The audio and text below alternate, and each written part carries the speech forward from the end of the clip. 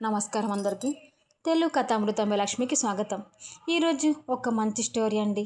నా శివయ్య భక్తుడి స్టోరీ ఎంత బాగుంటుందంటే ఈ స్టోరీ విని నేను చాలా ఏడ్చానండి. అంత బాగుంటుంది.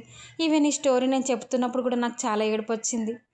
ఎంత బాగుందంటే ఈ స్టోరీని నేను చూస్తున్నానా లేకపోతే నేనే అక్కడ ఉన్నానా, నేనే ఆ భక్తున్నా అనిపించేంత బాగుంది. అంత లీనమైపోయానండి.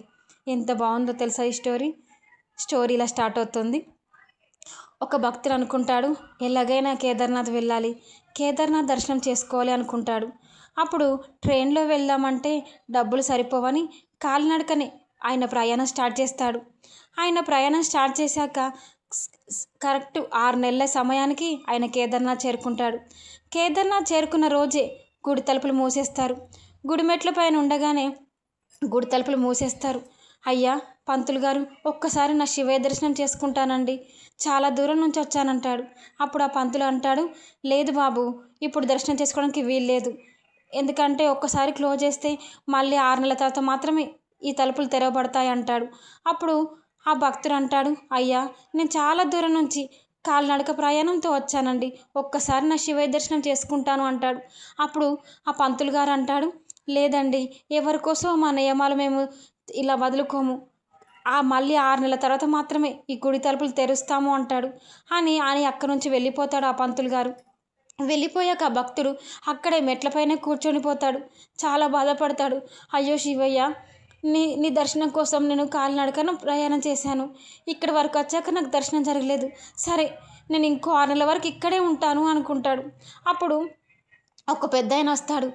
ఏంటి ఇక్కడ కూర్చున్నావు, ఎవరు నువ్వు అని అడుగుతాడు. అయ్యా నేను గిట్ల కాలినడక ప్రయాణం చేసి నా శివయ్య దర్శనం కోసం వచ్చాను, కానీ నాకు దర్శనమే జరగలేదు అని బాధపడతాడు. ఎందుకు బాధపడుతున్నావు, రేపు దర్శనం చేసుకుందువులే అంటాడు. అంటే రేపా, 6 నెలల తర్వాత కానీ మళ్ళీ దర్శనం చేయించారంట, గుడి తలుపులు తెరవరంట అని బాధపడతాడు. అంటే అప్పుడు ఆ పెద్దాయన అంటాడు, రేపు చేసుకుందులే దర్శనం, ఎందుకు బాధపడుతున్నావు, సరేలే నువ్వేమైనా తిన్నావా అని అడుగుతారంట. అప్పుడు ఆ భక్తుడు అంటాడా, నాకేమొద్దు, నాకేం తినాలని లేదు, నాకు ఆకలి లేదు అంటాడంట. అప్పుడు ఎందుకు ఆకలి లేదు, ఈ 2 చపాతీలు తిను అని 2 చపాతీలు ఇచ్చి తినమంటాడంట. అప్పుడు ఆ భక్తుడు అవి తీసుకొని తినేస్తారట. తినేసి సరే ఇప్పుడు పడుకో, రేపు పొద్దున వరకు నీకు దర్శనం జరుగుతుంది, రేపు పొద్దున్నే తీస్తారులే తలుపులు, గుడి తలుపులు తెరుస్తారు అంటాడంట. అప్పుడు ఆ భక్తుడు రేపా అని చెప్పేసి ఆయన అక్కడే పడుకుంటాడంట భక్తుడు.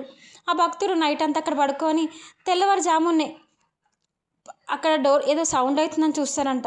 తెల్లవారుజామున ఆ పంతులు గారు వచ్చి ఆ గుడి తలుపులు తెరుస్తారంట.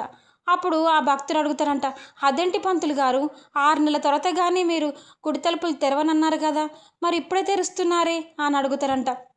అప్పుడు ఆ పంతులు ఆశ్చర్యపోయి, అయ్యా మీరు 6 నెలల కింద వచ్చిన భక్తుడేనా, ఆ రోజు నన్ను అడిగిన భక్తుడేనా మీరు అంటే, అవునండి, కానీ 6 నెలలు ఎక్కడైంది, నిన్నే కదా నేను మిమ్మల్ని అడిగిందంటే, నిన్నెప్పుడయ్యా, నేను 6 నెలల కింద ఈ గుడి తలుపులు మూసేశాను, మళ్ళీ ఈరోజు తెరుస్తున్నాను అంటాడంట.